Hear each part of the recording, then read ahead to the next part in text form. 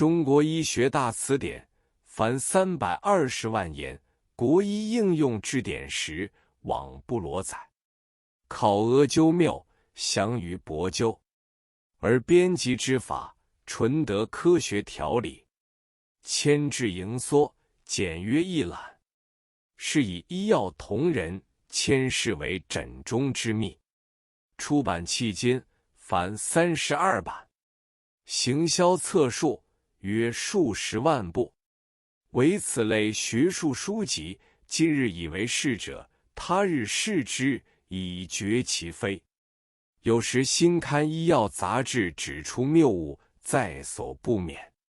故谢师欲年年修编，以符学术之进步。地全书排刊工程浩大，书商无法修正，师常引为憾事。囊者有人杨彦和君屡次意欲续修，故亦久久未成。近时吴道记起乏人，谢师遗著仍是不朽之作，殆可断言也。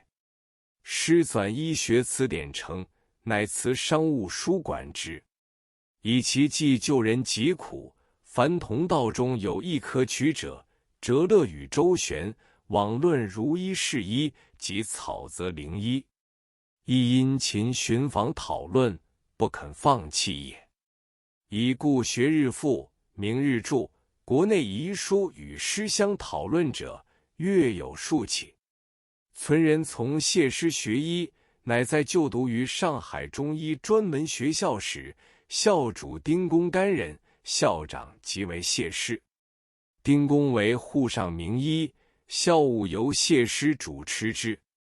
谢师以校长而亲任教授，第一学期授于修身课，进名为公民，故得耳提面命，亲受训诲。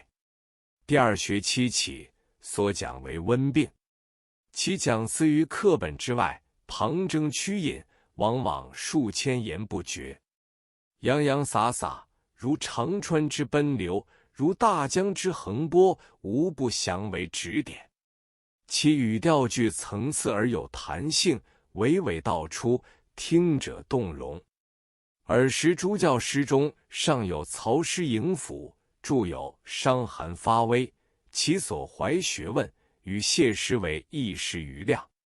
昔不善谈吐，讷讷不能出口，故无人对谢师之印象较深。是时谢师年40许，已美然漂浮胸次，风度冲淡文雅，蔼然可观。求之同道，无可与匹。而一经接触，即觉如作春风，使人温馨而感甜美。存人将毕业时，即从丁师仲英为业师，从由临诊，丁师亦讲业备至。与谢师依然接触频繁。余又自感国学尚乏根底，曾从章太炎师，又从姚公贺师读古文。于是丁师为临诊之师，张师姚师为文学之师，谢师为医学之师。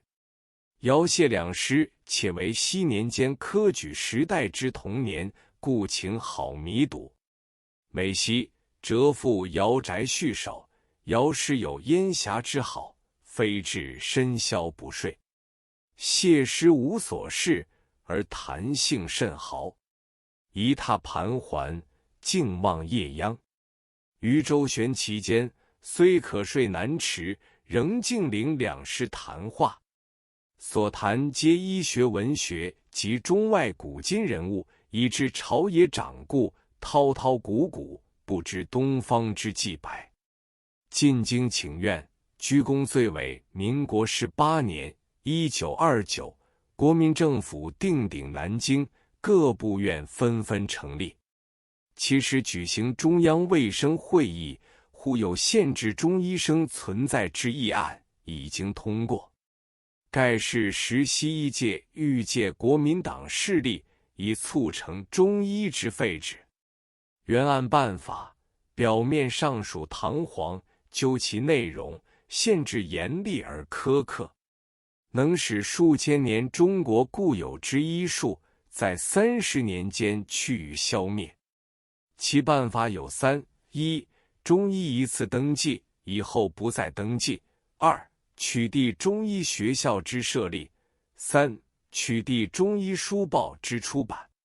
其实，中医界散居全国，除无缜密组织，懵懵然也。吾乃与同学张君赞臣极议。张君为谢师入室弟子，鉴于国医国药将受政令之限制，将来必有消灭之余，为学术计，为民生计，为民族健康计，为自身及同业计，实难缄默。认为非掀起大规模之抗争运动，难望抵御。